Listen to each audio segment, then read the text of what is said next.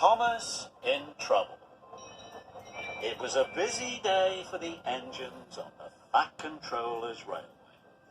Gordon was taking passengers across the island. He felt magnificent. Henry was delivering logs to the timber yard. He was right on time. Percy was pleased to be pulling mail trucks. James was happy hauling flatbeds of paint. And Salty was carefully shunting trucks of fish at Brendam Docks. But Thomas and Emily were at the fitters' yard for repairs. "I can't wait to get back to work. I'm taking the school choir to their concert." Emily was ready to go. "Goodbye, Thomas," she whistled. "Good luck with your final inspection." "Thank you, Emily," tooted Thomas. Then James puffed in to deliver his paint.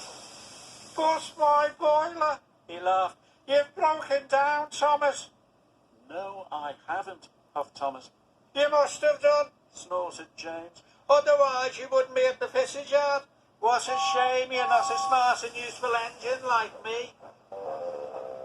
This made Thomas cross. The Fat Controller arrived.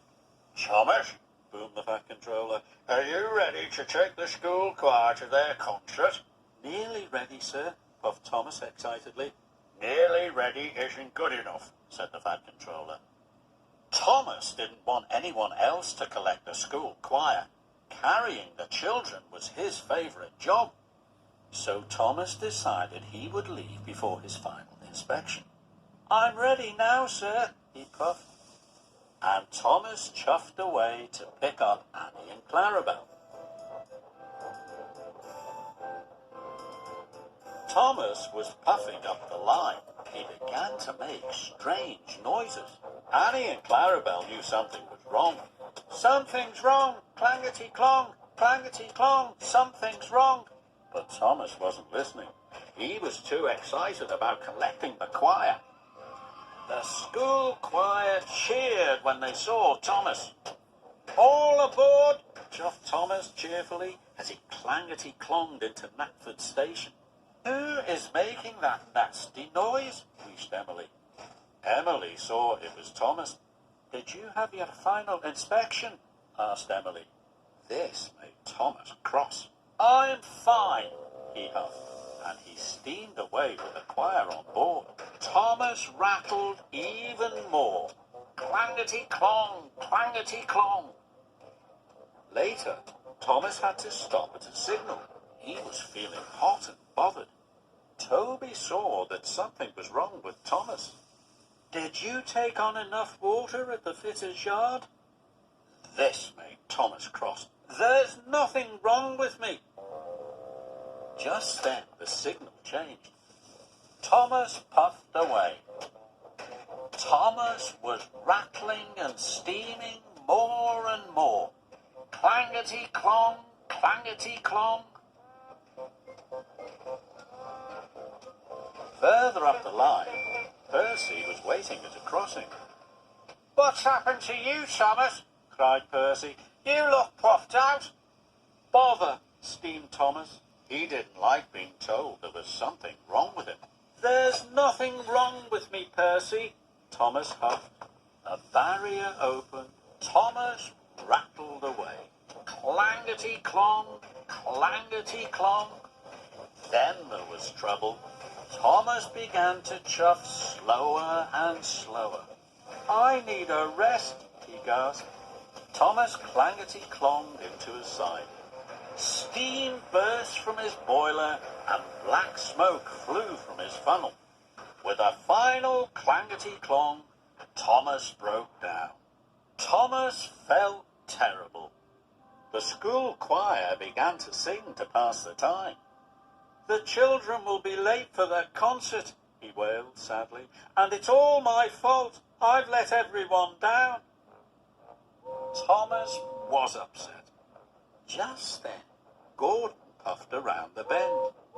"I've broken down," groaned Thomas. "Sorry, Thomas," steamed Gordon. I'm a guaranteed connection. Now what am I going to do? Cried Thomas.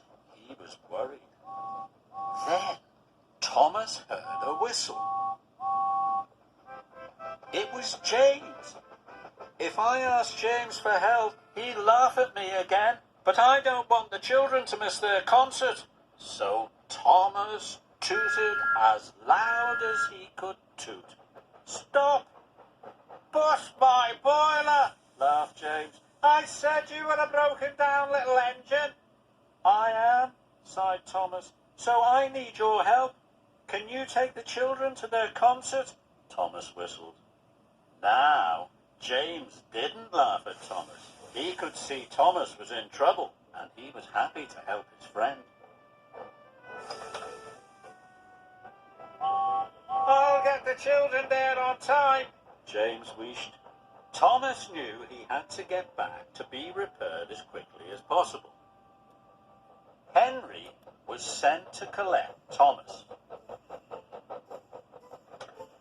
He soon buffered up and shunted Thomas to the fitter's yard. Before long, Thomas was as good as new. He had even waited for his final inspection. The Fat Controller arrived. You have been very patient, Thomas. I have a special job for you. You are to collect the choir and bring them home again.